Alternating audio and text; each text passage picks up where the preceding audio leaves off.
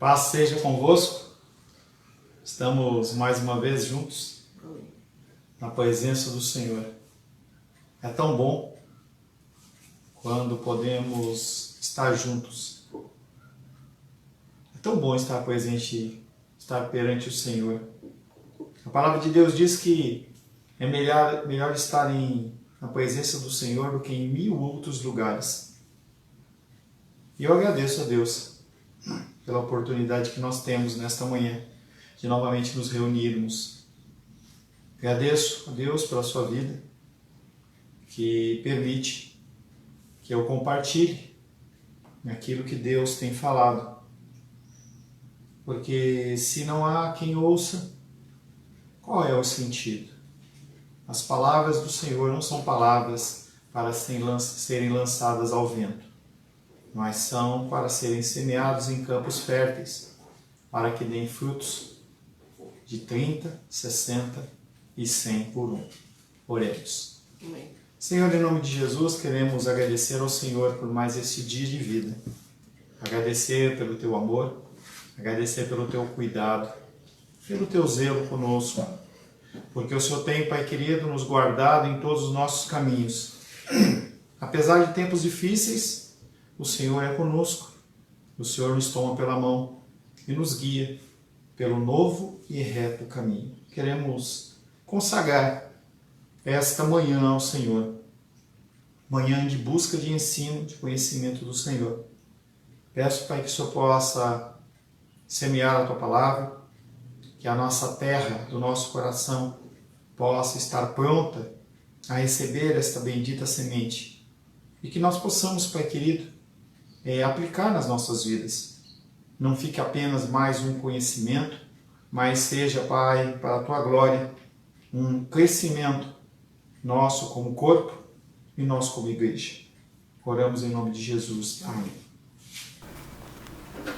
Graças a Deus. Você que está chegando agora, quero saudar você com a paz do nosso Senhor Jesus Cristo. Estamos na nossa escola bíblica dominical, tratando do tema 10 mandamentos. Na semana passada, nós começamos o segundo tópico, que seriam os 3 aspectos da lei. A lei civil, a lei religiosa e a lei moral, que é o foco do nosso estudo. Mas antes disso, quero convidar você a ler comigo Êxodo capítulo 20. Êxodo capítulo 20. Assim diz a palavra de Deus. Em Êxodo capítulo 20. Então falou Deus todas estas palavras. Eu sou o Senhor teu Deus, que te tirei da terra do Egito, da casa da servidão. Não terás outros deuses diante de mim. Não farás para ti imagem de escultura, nem semelhança alguma do que há em cima dos céus, nem embaixo da terra, nem nas águas debaixo da terra. Não as adorarás, nem lhe darás culto, porque eu sou o Senhor teu Deus, Deus zeloso, que visito a iniquidade dos pais dos filhos até a 3ª e 4ª geração daqueles que me aborrecem. E faço misericórdia até 1000 gerações daqueles que me amam e guardam os meus mandamentos.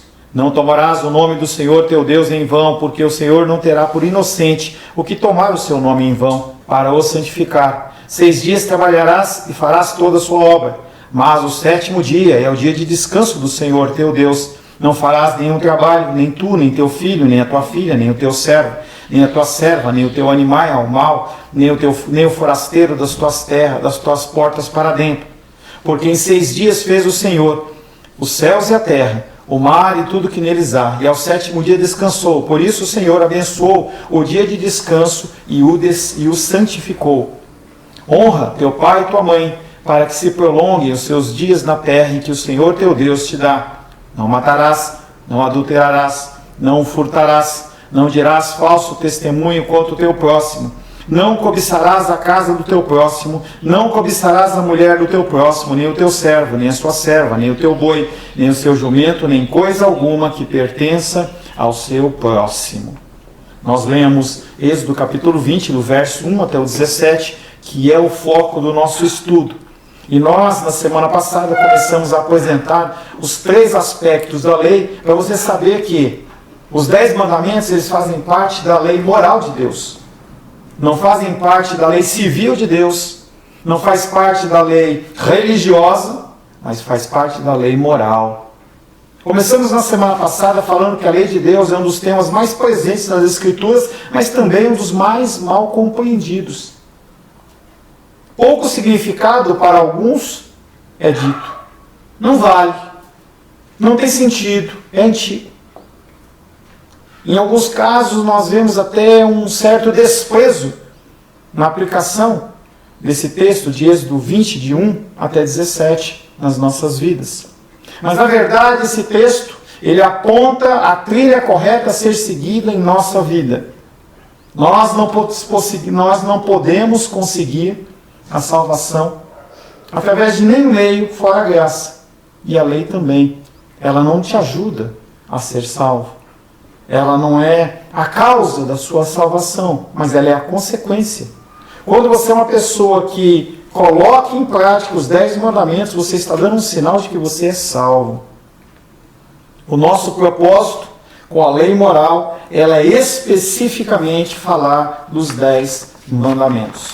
Mas nós, a título de conhecimento, nós tratamos na semana passada desses 3 aspectos. Nós falamos que a lei civil, ela se refere à legislação a que a sociedade dava no sentido de punição. Haviam leis no sentido judicial, civil, penal, em que se você cometesse delitos, haviam punições. Essa lei civil tinha a finalidade de regular a sociedade civil do Estado de Israel.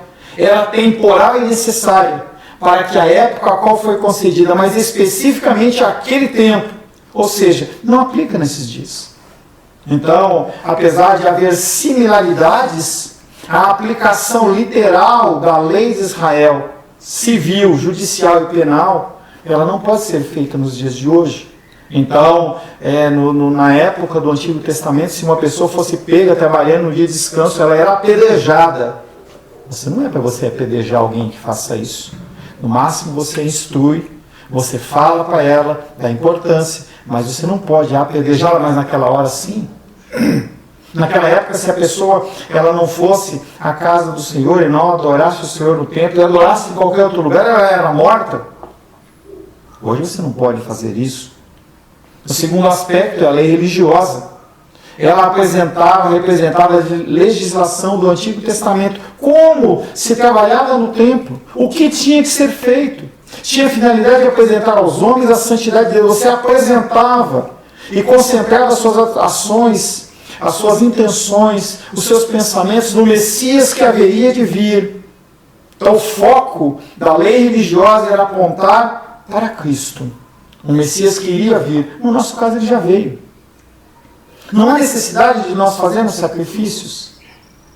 Muitas igrejas falam, vamos fazer um sacrifício. Não há sacrifício mais a ser feito. Nós temos que obedecer. Então nós vemos que a lei religiosa, apesar dela ser importante dentro do contexto histórico, para nós ela não se aplica em muitos casos. As vestimentas do sacerdote não têm importância. Você tem que se vestir com decência, com ordem. Mas não importa se eu estou com uma blusa dobrada, se eu estou até aqui, se eu estou de gravata ou se não.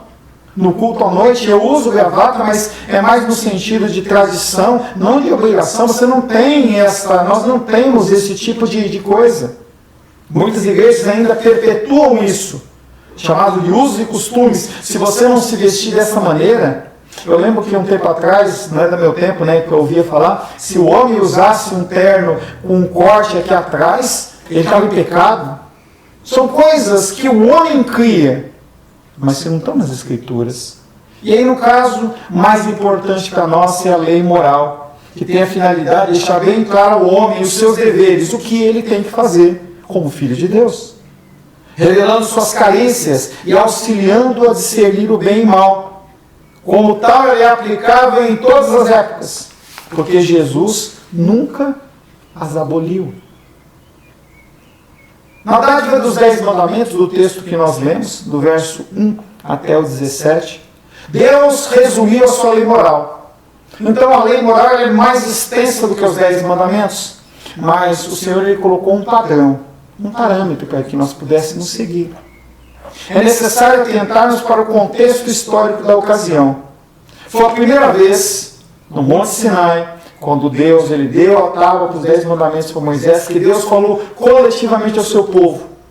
Existiram inúmeras preparações para ouvi-lo. Você não poderia simplesmente apresentar-se na presença do Senhor. E o Senhor ele dá algumas normas, alguns regulamentos. Essas são todas relatadas lá no capítulo 19 de Êxodo. Eu não vou ler, mas se você ler o capítulo 19 de Êxodo, ele vai falar como que o povo tinha que se apresentar ao Senhor. Quando nós lemos o 19 e o 20 cuidadosamente, procurando nos colocar na situação que o povo de Deus atravessava naquela situação, nós verificamos como o texto transmite que o povo tinha temor do Senhor. A voz do Senhor gerava temor. Não é medo, temor. O temor ele se difere do medo no seguinte aspecto. O temor é você olhar para alguém que é mais santo ou mais competente que você e você se sentir envergonhado de apresentar a sua condição perante Ele. E tem que ser como nós apresentamos perante o Senhor. Porque nós temos mais tempo do que nós utilizamos para a oração. Nós temos mais tempo do que nós utilizamos para a leitura da palavra, da meditação. Muitas vezes o tempo na presença do Senhor ele é trocado por qualquer outra coisa, porque na verdade a gente não acredita. Então as pessoas elas trocam o dia de descanso do Senhor para levantar um recurso a mais. Porque eu preciso, porque na verdade a pessoa ela não confia em Deus. Pastor, você não sabe o que eu estou passando. Não sei, nem quero saber. Porque na verdade eu também tenho as minhas lutas. E nós temos que entender que nós temos as nossas lutas, nós temos as nossas dificuldades, mas isso não pode se refletir na execução da lei moral do Senhor. Ela não é para você executá-la quando você quer ou quando você está com vontade, não é. Se você é filho, você tem que procurar aplicá-la. E ponto. Independente da dor, independente da dificuldade. E é muito mais do que um apelo de dízimo e oferta. É um apelo para que nós possamos nos alinhar à vontade de Deus e o querer dele, para assim nós nos denominarmos cristãos. E não apenas falar que é cristão simplesmente para ser uma bandeira. Aquele povo sentia temor da santidade de Deus. Será que você ainda tem temor? Será que ainda você treme na presença dele? Ou tanto faz? Após ouvir o Senhor e a Moisés, inicialmente o povo suplicou a Moisés que intermediasse esse contato com Deus. Eles tinham tanto temor da presença do Senhor que eles falaram para Moisés: nós não queremos ouvir a voz de Deus diretamente. Ouve e transmite para nós. O incidente da dádiva da lei e os acontecimentos que seguiram evidenciam a fragilidade do povo de Deus e do homem em geral, da qual eu e você nos incluímos. Nós somos frágeis. Ao menor vento, a nossa fé balança. Isso acontece comigo também. Não é algo que eu estou te acusando. Estou falando que nós, como povo de Deus, nós estamos muito aquém do que nós deveríamos ser em relação à fé. Após tal demonstração de poder e santidade, logo se esqueceram das suas obrigações. Aqueles homens que estavam perante o Monte Sinai. Eu nunca fui em Israel, mas é um monte grande, monte alto. E a palavra de Deus diz que quando Deus desce sobre aquele monte, densas trevas o cobrem. Então trevas nem sempre tem a ver com Satanás. Densas trevas cobrem. E os raios e trovões, os relâmpagos e trovões, começaram a fortemente exercer. Sabe aquele susto que você está lá sentado e dá aquele... Era o tempo todo. Mas aquele monte, ele não tinha mais aparência de monte, ele tinha aparência de algo que estava pegando fogo. E o povo morria de medo. Não era algo que você simplesmente conseguia cobrir a sua cabeça e não ouvir Não era algo que você poderia simplesmente estar longe e você não ver. Era uma montanha em chamas. E o povo tremia. Mas o que aconteceu na sequência é que essas pessoas, ainda em Êxodo 20, eles se perdem. E eles vão adorar o bezerro de ouro. Está lá em Êxodo 32. Lá em Êxodo 32 mostra toda a construção desse bezerro. É o ser humano mostrando desprezo pela lei de Deus. Os 10 mandamentos estabelecem obrigações e limites para o homem. Pastor, eu não quero limites. Não seja cristão. Eu quero viver segundo o meu coração. Não seja cristão. Não dá para você ser um cristão de 5 pontos dos 10 mandamentos. Ah, pastor, eu concordo com esse, mas esse aqui eu acho que não é bem assim. Não existe. Ou o cristão aceita os 10 pontos, os 10 mandamentos, ou ele não é cristão. Ah, então eu não quero. Tudo bem. Tudo bem. Mas quando você escolhe alguns, você está mostrando desprezo pela lei. Os 10 mandamentos estabelecem obrigações e limites do homem. O seu estudo aprofundado mostra a sabedoria infinita de Deus. Bem assim como a harmonia referente à sua palavra. Os 10 mandamentos você não encontra em todas as escrituras. De Gênesis a Apocalipse, nenhuma contradição. Qualquer interpretação errada vem da minha parte ou da sua parte. Mas os 10 mandamentos, eles são a linha mestra. Na minha Bíblia eu tenho aqui essa fitinha vermelha, na sua também deve ter, ou uma fitinha vermelha ou preta. Essa fita é a linha onde você está. Para as Escrituras, a linha mestra, 10 mandamentos. Ela anda por todas as Escrituras.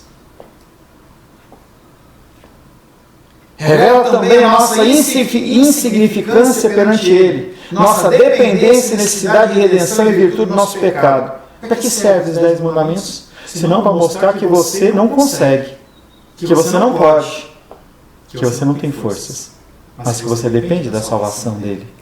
O homem pecou em Adão, e desde então ele é incapaz de cumprir a lei de Deus. Algo que aconteceu há mais de 5.000 anos atrás com Adão. O que aconteceu foi, a partir dali, o homem ele não consegue mais seguir os padrões de Deus.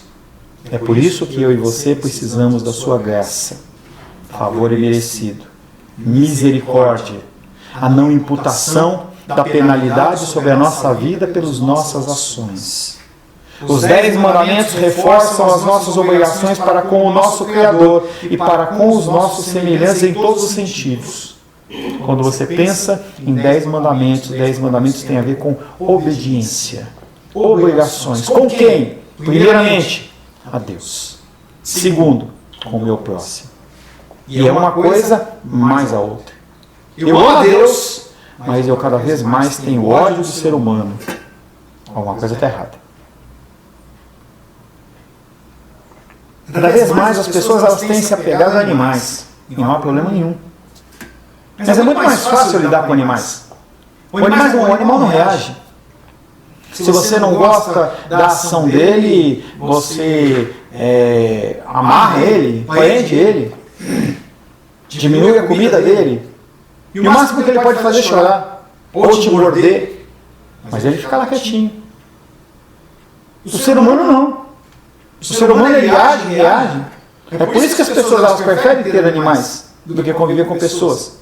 Só que o propósito de Deus, sim, é cuidar da natureza. Nós já tratamos sobre isso. Não nesse estudo.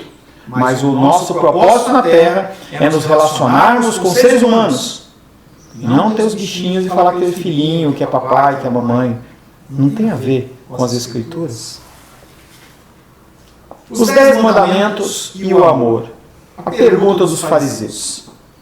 Um incidente bíblico reafirma a validade da lei moral em todos os tempos. Tanto na antiga como na nova aliança.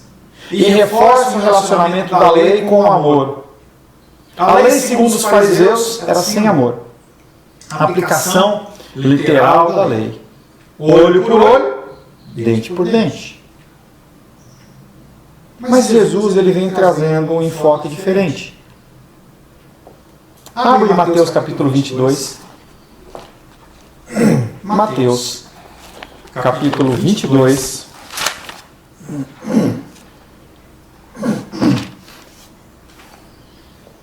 Versos 34 a 40. Mateus capítulo 22, versos 34 ao 40. Diz assim a palavra de Deus. Ao tempo da colheita, enviou os seus servos aos lavradores para receber os frutos que lhe tocavam. E os lavradores, agarrando os servos, espancaram a um, mataram a outro e a outro apedrejaram. Enviou ainda outros servos em maior número, e trataram-nos da mesma sorte. E por último enviou-lhe seu próprio filho, dizendo: a meu filho respeitarão. Mas os lavradores, vendo o filho, disseram entre si: este é o herdeiro. Ora, vamos, matemo-los e apoderemos da sua herança. E agarrando, lançaram-no fora da vinha e o mataram. Quando, pois, vier o senhor da vinha, que fará aqueles lavradores? O que foi? Mateus capítulo 22? Ah, não é isso? Como assim? Ah, desculpa, gente. Eu estou lendo Mateus 21. Por isso que eu estou vendo também estranho. Desculpa. Eu estava querendo entender também. Podia ter me interrompido antes. Vamos lá. Mateus 22, de 34 a 40. Peço perdão. Entretanto, os fariseus, sabendo que ele fizera calar os saduceus, são duas classes de judeus, reuniram-se em conselho. E um deles, intérprete da lei, experimentando, lhe perguntou: mestre, qual é o grande mandamento da lei? Respondeu-lhe Jesus: amarás o Senhor teu Deus de todo o teu coração, de toda a tua alma, de todo o teu entendimento. Este é o grande e primeiro mandamento. O segundo, semelhante a este, é: amarás o teu próximo como a ti mesmo. Desses dois mandamentos dependem toda a lei e os profetas. Os fariseus não estavam perguntando algo a Jesus Cristo em sinceridade, mas queriam, como sempre, na verdade, confundir a Jesus. Perguntavam a ele qual era o maior mandamento. Eles se entregavam a esse tipo de discussão continuamente e geravam grande controvérsia com a defesa de um ou de outro mandamento. Cada um tem uma afinidade. Eu tenho maior facilidade em relação a um mandamento, então eu defendo ele como maior. Eu tenho, em contrapartida, o desejo de fazer um outro, então esse para mim é o mais importante. Então o objetivo daqueles homens era, através da discussão, confundir Jesus. Nesse sentido, pensavam que qualquer que fosse a resposta de Jesus, eles iriam colocar Jesus contra um grupo ao outro. E nós já falamos que tem os fariseus, tem os saduceus, tem os herodianos, tem os essênios e tem mais um outro que fugiu o nome. Então o objetivo deles era gerar confusão. Nós vamos dar um tiro só e nós vamos colocar Jesus contra algum grupo de judeus. Jesus, entretanto, não cita nenhum mandamento específico dos 10 mandamentos. Mas ele faz referência conjuntamente a dois textos das Escrituras. Primeiro, Deuteronômio 6,5. Abre aí. Deuteronômio, capítulo 6, verso 5.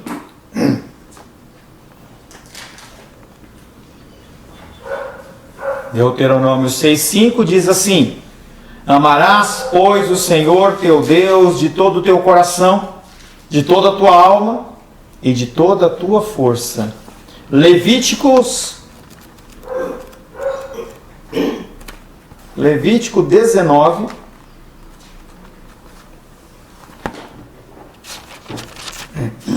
verso 18. Levíticos 19, 18. Não te vingarás, nem guardarás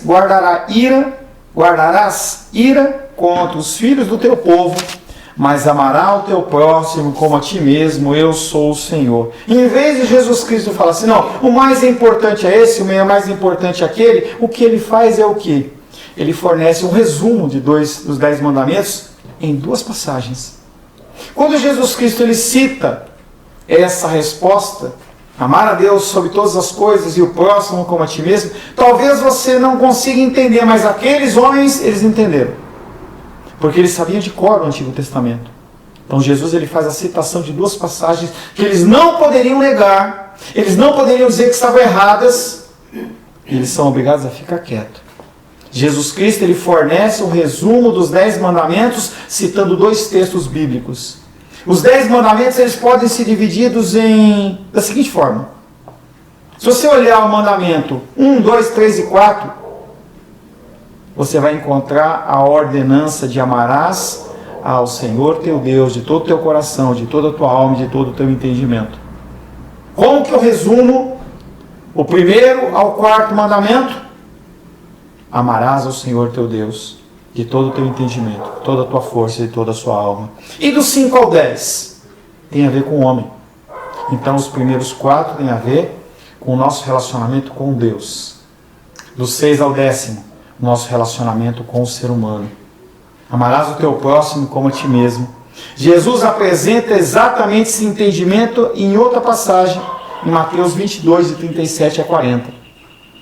Mandamentos de 1 a 4, nossas obrigações com Deus. Você tem obrigações com Deus. Apesar de Deus ser o Deus do ouro e da prata, e Ele não precisar de nada seu, apesar de Deus ele continuar sendo o mesmo, com a sua obediência ou sem a sua obediência, e diferente dos deuses gregos, ele não morre se você não adorar a Ele, você tem obrigações perante o nosso Criador. Versos 5 a 10, ele fala de obrigações semelhantes, mas agora em relação ao nosso próximo. Jesus Cristo, portanto, ele não descarta a lei. Onde você passar e as pessoas falarem que o Antigo Testamento está excluído, não tem que ser mais preocupado, agora é só o Novo Testamento, a pessoa está falando besteira. Ela não conhece as Escrituras. O próprio Jesus Cristo, ele não descarta a lei. Em outra passagem ele fala assim, eu não vim para deixar de cumprir a lei, mas para cumpri-la. Ele foi o exemplo do cumprimento da lei. E aqui ele a resume, utilizando as declarações do próprio Antigo Testamento. Ele não cria versículos novos. Poderia. Mas quando ele usa os textos do Antigo Testamento, ele está mostrando a relevância das Escrituras, aos quais aqueles homens não poderiam dizer que não estava relatado. O seu ensino expande o entendimento anterior que se possuía da lei. Não é que a lei deixou de ser cumprida. A lei ela foi cumprida de uma maneira mais excelente. Agora, sob a ótica do amor, que é mais difícil. É muito mais fácil eu dar para você normas e regulamentos do que eu esperar que você decida, que você pense. Então eu poderia, com muitas pessoas que começam a fazer discipulado e desistem, eu poderia me adaptar sim, mas a pessoa ela tem que entender.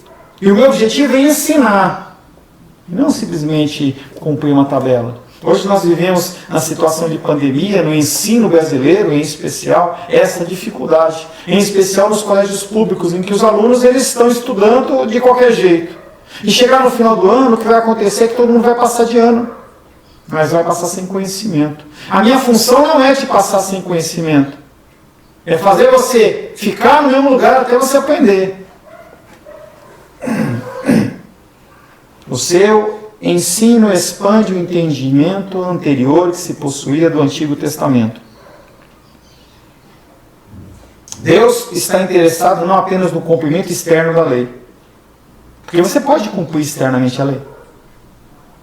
Ah, pastor, eu não roubo, eu não mato, E você está cumprindo os mandamentos do Senhor. Mas o que acontece dentro do seu coração? É isso que Deus está preocupado. Ele está preocupado com o que passa na sua mente. Ele está preocupado com o que passa dentro do seu coração. Como você o obedece? Nós que temos filhos sabemos que os filhos eles podem obedecer de boa vontade ou má vontade. E nós já fomos filhos. Se você não tem filhos, você é filho. A menos que você não exista. Mas se você existe, você é filho ou filha. Quantas vezes os pais mandavam e nós fazíamos na marra, muito mais com medo de uma surra ou de uma retaliação ou de qualquer problema, mas o que Deus quer é uma obediência interna, referenciada, exposta através do nosso exterior. Batismo tem a ver com isso. Eu creio internamente e externamente eu declaro aquilo que eu acredito. Esse é o cumprimento que surge de uma vida transformada, tocada e operada pelo Espírito Santo de Deus. A convicção interna exposta através de atos externos. Eu ouço a palavra, ela muda o meu coração e eu ajo de uma maneira diferente. Eu me arrependo, eu sou transformado. Temos nos acostumado a considerar amor como algo sem descrição, algo subjetivo, algo que você não consegue tocar. O amor é muito mais do que isso. O conceito bíblico de amor ele é diferente. E o que acontece é que nós temos vivido segundo conceitos humanos. O conceito divino do amor, ele é claro, ele é objetivo, ele é palpável, tanto que o amor não é emoção. Se você ama a Deus, você obedece os seus mandamentos, é literal. Se eu amo a minha esposa, eu a trato como tal, segundo os princípios das Escrituras e não segundo como eu acho. O amor de Deus nós recebemos. Temos a capacidade de amar a Deus e os nossos semelhantes. Em 1 Coríntios 13 ele fala da descrição desse amor. Ele é totalmente objetivo, mas sobretudo o verdadeiro amor se demonstra em ações concretas que agradam a Deus pelo cumprimento das suas diretrizes. Se a pessoa me ama, ela cumpre os meus mandamentos. Deus ele não está preocupado em você ficar dançando e pulando na igreja. Ele está querendo que você seja obediente. Que você adore a Ele além do tempo de culto. Quando as cortinas se fecham, você continua mesmo. Não, você não continua, você muda.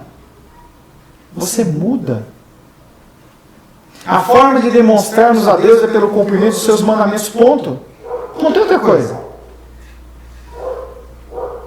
Principalmente dos primeiros 4, que representam as nossas obrigações diretas para com Ele. A forma de demonstrarmos amor para com o nosso próximo é demonstrando respeito através do preenchimento das nossas obrigações com os nossos semelhantes, ou seja, cumprimento dos outros mandamentos. Cristianismo tem a ver com obediência, não com satisfação das suas necessidades. Se você acha que cristianismo tem a ver com satisfação das suas necessidades, você está na religião errada. Cristianismo tem a ver com doação, dor, sofrimento. Isso é cristianismo. Se você acha que cristianismo é um lugar onde eu vou, como você vai lá na casa da esfirra, e você fala assim, eu quero 3 de carne, 3 de queijo, 3 de pizza, e aí o cara te dá, você dá um dinheiro e dá tudo certo, isso não é cristianismo. Você está na religião errada. Tem muitas religiões para você escolher. Quando você vai escolher uma cor para você pintar a sua casa ou um cômodo e você for lá e pedir lá a paleta de cores da Coral, por exemplo, eles vão te mostrar várias cores. Ah, eu quero é mais claro, é mais escuro, é tal, misturado, ou faz uma agora na hora. Na igreja não é assim. O cristianismo não é assim. Há normas e regulamentos. E a obediência. A lei de Deus hoje. Qual a nossa compreensão da lei de Deus? Estamos negligenciando o seu estudo? Eu afirmo que sim. Estamos desprezando a sua validade como um instrumento de direcionamento às nossas ações? Como que você responde a isso? Eu respondo sim. Será que temos sentimentos de autojustiça e estamos insensíveis quanto à nossa pecaminosidade e quebra dos preceitos divinos? Mas outros sim. Nós achamos que nós somos bons demais. Nós achamos que nós somos a nata do cristianismo. E eu morro de medo disso. De eu achar que eu sou melhor. De eu achar que a minha igreja é melhor. Que eu sou mais especial. Porque quando você começa a pensar assim, você para de olhar para os seus pecados. Você não é comparável com outros homens. Você é levado a ajudar os outros homens. Comparar, você compara com Cristo. Vivemos numa era que despreza absolutos. Hoje em dia, a filosofia da hora de dizer que não existe uma verdade, mas múltiplas verdades. Algumas dessas contraditórias entre si, não importa, contanto que me dê satisfação, que me privilegie. Dia do Senhor, dia de descanso do Senhor. Ah, mas eu preciso, então eu vou quebrar. Mas é uma situação específica. Adultério. Meu marido não está me satisfazendo, a minha esposa não está me satisfazendo, eu vou procurar outra coisa. Roubo. Ah, é só uma propininha. É só um desviozinho de dinheiro. A gente pode dar o nome porque a gente quiser, mas é pecado. E se a gente sai do estudo dos 10 mandamentos, o que a gente vai achar é que a verdade ela é relativa. E não é. Podemos ver como esse pensamento é contrário ao Deus vivo e verdadeiro e à sua revelação.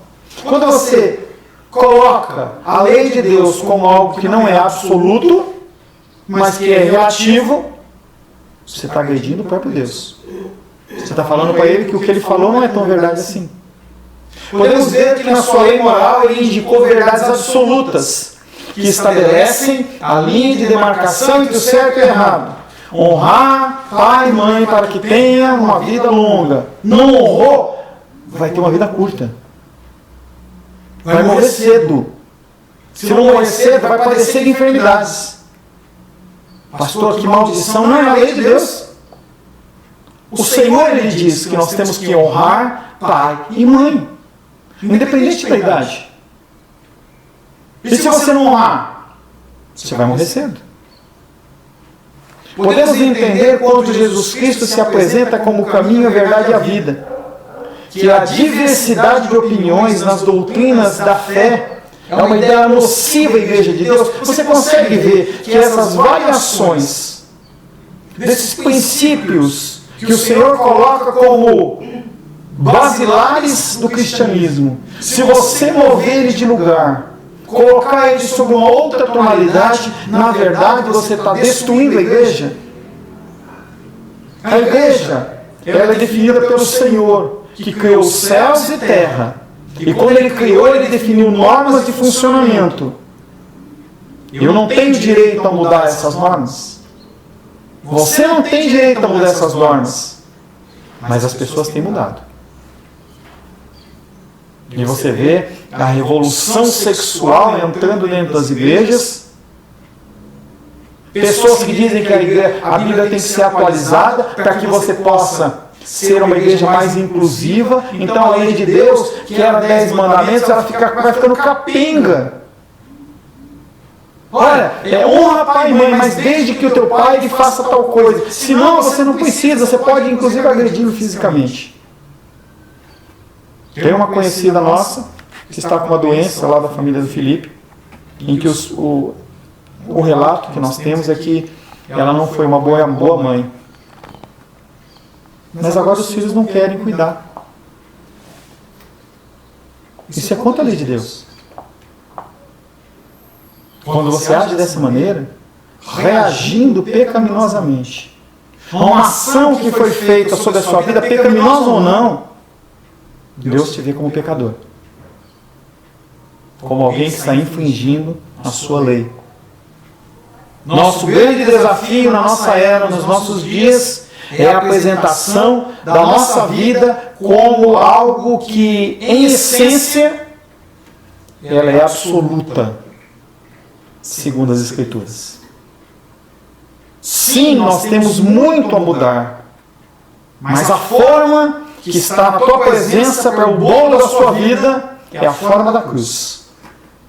Talvez você não se encaixe em muitos padrões, mas o padrão está lá. Você está lutando para encaixar, não consegue. Mas você está lutando. E pode ser que você não consiga a vida inteira, mas o seu modelo é a cruz e não o mundo. Romanos diz, não vos conformeis com esse mundo. E o que as pessoas estão fazendo é se conformar com esse mundo. Como que eu posso ter um padrão do mundo e buscar, achar que vou me arrepender e transformar e mudar? Não vou. Quando você tem o padrão da cruz, relativo aos 10 mandamentos, você tem duas opções. Ou você muda, ou você espana. Ou você sai do prumo. Ou o teu trem, ele descarrilha. A pessoa ela não consegue ficar muito tempo dentro de uma igreja reformada que ensina os princípios das Escrituras porque ele quer viver a vida dele segundo o mundo. E aí o mundo fala, pode vir que aqui pode. Aí a pessoa vai. E é morte. A fé cristã tem todas as suas premissas básicas estabelecidas na objetiva palavra de Deus. Ela é objetiva, ela não é subjetiva. Você não pode dar o entendimento que você quer. Ela foi escrita para o nosso crescimento, para o nosso conhecimento real e verdadeiro e para direcionar os nossos passos. Por isso que a palavra de Deus ela é lâmpada para os nossos pés, luz para os nossos caminhos. Se você não andar segundo as Escrituras, você anda em trevas. Lembremos-nos das afirmações bíblicas sobre Deus e o nosso mediador Jesus Cristo. Ouve, ó Israel, o Senhor vosso Deus, que Ele é o único Deus. E Jesus Cristo diz, e ninguém vem ao Pai se não for por mim. Ou você entende o princípio dos 10 mandamentos e você procura aplicar na sua vida, ou você está andando em direção a um precipício. Saiba que o que você vai encontrar não é uma escada, mas é um abismo. Mas eu quero arriscar. Arrisque. Se eu puder estender a mão para você e ajudar você, eu vou fazer. Mas se eu não puder, você vai ficar gemendo naquele lugar. É uma realidade. Ações e consequências. A própria lei da física diz: ação e reação. Se você agir de uma forma, há uma reação. Nós temos aberto mão das consequências e feito com que os 10 mandamentos eles fossem subjetivos. E nós não queremos aplicar nas nossas vidas. Está duro demais? Nem começou. Nós nem entramos nos 10 mandamentos.